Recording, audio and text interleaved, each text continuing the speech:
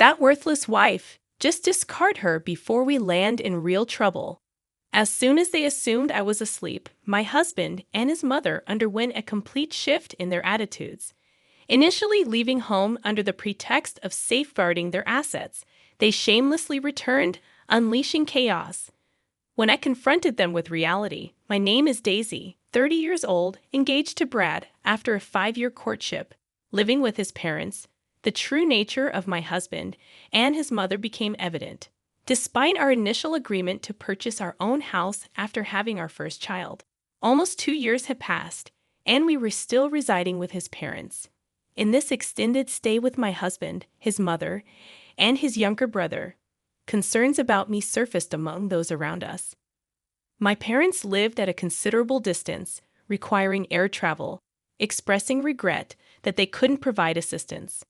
Despite this, my relationship with my husband and mother-in-law remained strong, seemingly immune to the typical conflicts between mother-in-law and daughter-in-law.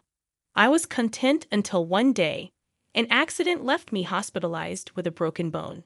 Initially, my husband and mother-in-law visited daily, displaying genuine concern. However, their visits dwindled to once a week, and their attitude took a drastic turn. Overhearing a conversation they thought I was oblivious to, my husband and mother-in-law expressed disappointment in me.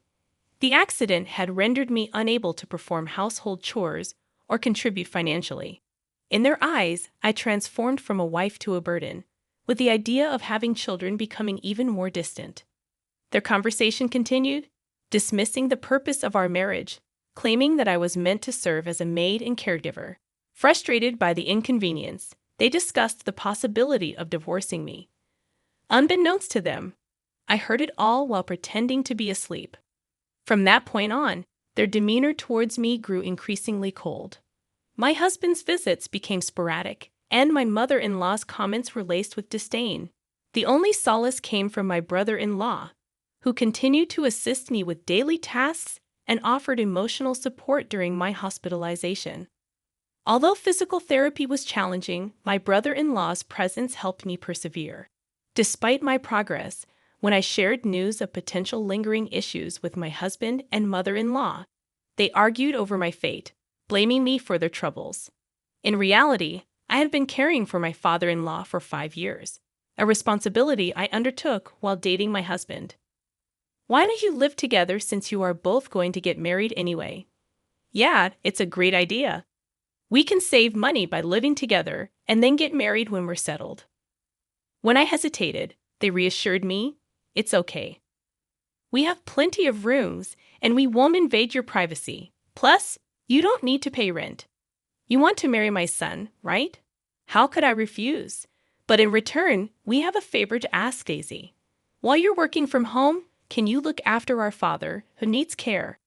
It's only for 4 to 5 hours during the day when my mother is out for her part-time job. We also have my brother, so the two of you can work together. My brother-in-law was also working from home, so Yi and I teamed up to take care of my father-in-law in the house. My father-in-law and brother-in-law were very close. My father-in-law had a hobby of collecting furniture and even had a separate house just for it. My brother-in-law and I always enjoyed hearing about his hobby. My father-in-law loved his caring son, Regan. Eventually, my father-in-law's health began to decline, and after years of care, he passed away. After that, my husband proposed to me, saying, "Thank you for always taking care of my father. Let's continue to be together. Let's get married." Despite having worked hard on housework and caregiving, the moment I became immobile, my husband and mother-in-law's attitude towards me became as if I were worthless. Even I, normally composed, was infuriated. "Force me, please pay what you're supposed to." "Well, I don't want any trouble, so I'll give you the house. Let's waive the other division of property." I wondered if he would really give me the house, but since my father-in-law had left a substantial inheritance, it was divided among my mother-in-law, Brad, and Regan. The inheritance amounted to approximately $300,000 each, so he seemed to have enough assets. Regan was tasked with handling all paperwork, with the executor and had to visit the court several times, which was quite a hassle. No way, we can't give away the house. If we divide the property, I'll lose half my savings. It's just a wastefully large house in the countryside. Even if we give it away, it's not an issue. Even at the highest estimate, it's only worth about $100,000, plus various fees will be deducted when we sell it. It's cheaper than losing half my savings. Well, if you say so, Brad. But what if she demands more later? What if rumors spread in the neighborhood because we abandoned her? The two debated what to do with me. Then I'll take her in, Reagan, Brad's brother, interrupted. Why would you go out of your way to do that? Ah, you've been interested in Daisy, haven't you? That's why you're so willing. You can have her if you want. But she's no longer of any use to us. Don't ask to take Daisy and the house back later, okay? Why would I? I just hope you won't come asking for money later. And remember, you can't return damaged goods. Brad and Reagan signed papers and arranged to formally change the property title through a lawyer. I'll take out some money for my savings, so why don't you find a younger, healthier, and prettier woman to marry and build a better house? Sounds good? Hey, Daisy, get a lawyer to file for our divorce quickly.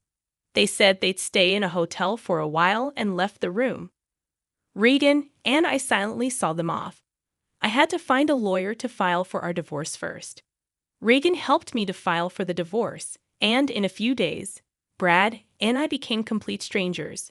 A week later, Brad and my mother-in-law packed their belongings and left the house. It seemed peculiar that Reagan, Brad's brother, continued to visit me after I divorced his brother. When I expressed concern about him worrying about his former sister-in-law, he responded, "I'm doing this because I want to. I didn't get along with you just because you were my brother's wife. We both provided care and did housework together. We've talked a lot more in these 7 years than you ever did with my brother. We're friends, aren't we?" Reagan said with a gentle smile. All I could do was express my thanks and gratitude. A month later, I was discharged from the hospital. Although I had to continue visiting for physical therapy, being back home after such a prolonged absence was a relief. I couldn't help but wonder, do you think those two will really ever come back? I'm worried they might return and make me work again. If they come back, I'll drive them away. I can't forgive them for treating you so horribly. Plus, they have no right to return to this house, Reagan reassured. Despite still being unable to move as before, Reagan took care of most household chores. Fortunately, as a freelancer working from home, I was able to return to work and contribute financially. Thanks to bi-weekly physical therapy, my recovery proceeded smoothly without complications. A year later, I was able to resume a normal life, collaborating with Reagan on housework. We spent more time together, using our days off for trips. Just as I thought our peaceful days would continue, a storm suddenly hit. One night, while Reagan and I were having dinner, the door was knocked, and the intercom rang repeatedly. When I nervously answered, Brad appeared on the monitor. "Hey, open up. This isn't your home anymore. State your business and leave," I firmly said as I opened the door, surprised by Brad's unexpected arrival. "What do you want? Why do I have to put up with such an attitude just for coming home?" Brad said, entering without hesitation. "I'll be living here again from today. Oh, I'm hungry. Hey, Daisy, give me some food," he ordered, disregarding the changed dynamics. "Cut it out. Why are you here?" I asked, bewildered. Brad explained. "Well, I've spent almost all my money. My mom will be here soon too, so leave the door unlocked." Remaining silent, I heard him say, "Oh, you're all healed up, huh? That's great. Let's get back together. You must have had a hard time without me," as he persisted in his mistaken belief. He approached me with a disgusting familiarity, and the sheer audacity of his actions made me feel sick. "Stop it. I divorced you, and I don't care about you anymore. Don't get cocky. You've been living on my money all this time, and you can't do anything but housework." "Just shut up and do as I say," Brad shouted at me. Just then, the door opened, and his mother arrived, criticizing the unlocked door as careless. "What's going on?" She's been getting cheeky, so I was giving her a bit of education. She's grown thick-skinned in the year we've been away, Brad explained. Once again, Brad and his mother began to make themselves at home, acting as if it were the most natural thing in the world. I had had enough. This isn't your home. I'm calling the police. Oh yeah, about that. This house was originally in your father's name, right? So that means the heir, including my mother, makes our agreement null and void, doesn't it? Brad shouted, making an unreasonable claim. You promised to give me the house. If you're nullifying that, then everything about the division of property should be nullified as well. Give me half the savings. Sure, but I don't have it anymore. Didn't I tell you earlier? I've squandered it all. I quit my job, spent it all on booze, fun investments, you name it, Brad admitted, shocking me with the unbelievable revelation. I also have some debts with consumer finance, about $20,000. I guess you can pay for me, he continued. Initially, I thought he was lying, but his mother confirmed it. I can't lend you that much money. I'm not asking you to lend it. I'm telling you to pay it. I'm not giving you any money. I'm calling the police, I declared. As Reagan dialed the police to report the situation, Brad began wreaking havoc in the house, breaking the precious furniture that had been my father-in-law's keepsake. His mother joined in, destroying the furniture and laughing as she did so, something so terrible that it tarnished the memory of my father. About 10 minutes later, when the police arrived, I explained the situation to them. This is quite a mess. Let's hear your side of the story, one officer said. What's wrong with me breaking things in my own house? That's right. We're just crushing things we don't need. What's the problem? Brad argued, leaving the police unsure of how to respond. Reagan stepped in, clarifying that the house had never belonged to Brad and his mother. It was under my name. When the police seemed uncertain how to respond to this revelation, Reagan explained that our father-in-law had left a will, and the house was mine from the beginning. Brad and his mother stood dumbfounded. So this isn't your property then? The police asked. Hold on, but I'm her ex-husband. We're like family, so she'll forgive me, right? Brad pleaded. Don't make me laugh. You're a stranger. Once you're an ex, I don't even know you. You were in contact with another woman before our divorce was finalized and treated me like a maid. If not you, then who? I retorted. No, that's not what happened. I was just going along with what my mom said. She ordered me to do all this, Brad claimed.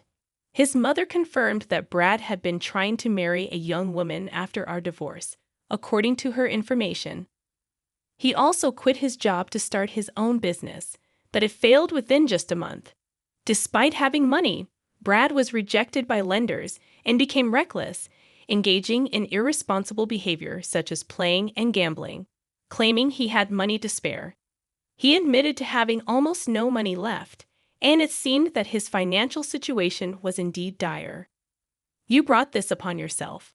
All this is Brad's fault, I asserted, despite their previous condescending attitudes towards me. They both desperately pleaded for forgiveness, attempting to shift the blame, but this was truly ridiculous. No, I won't forgive either of you. And this isn't something from the past, is it? You were treating me like a servant until a moment ago.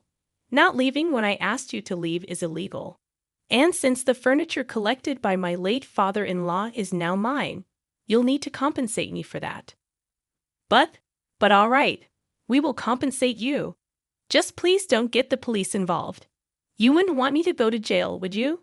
They pleaded. Unmoved, I responded. I actually don't care at all. By the way, we're married.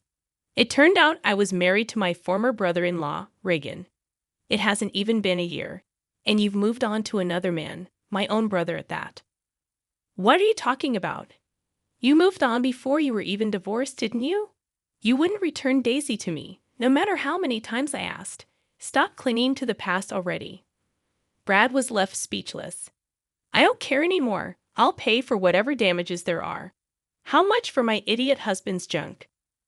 Well, if we calculate roughly, about $100,000. The furniture that my father-in-law had collected was all high-end pieces made by famous designers, I explained. Brad and his mother, who had no interest in these items, seemed to have believed they were just junk. You're going to compensate for what you've broken, right? We're not sure if we can get the same items, but make sure to pay properly.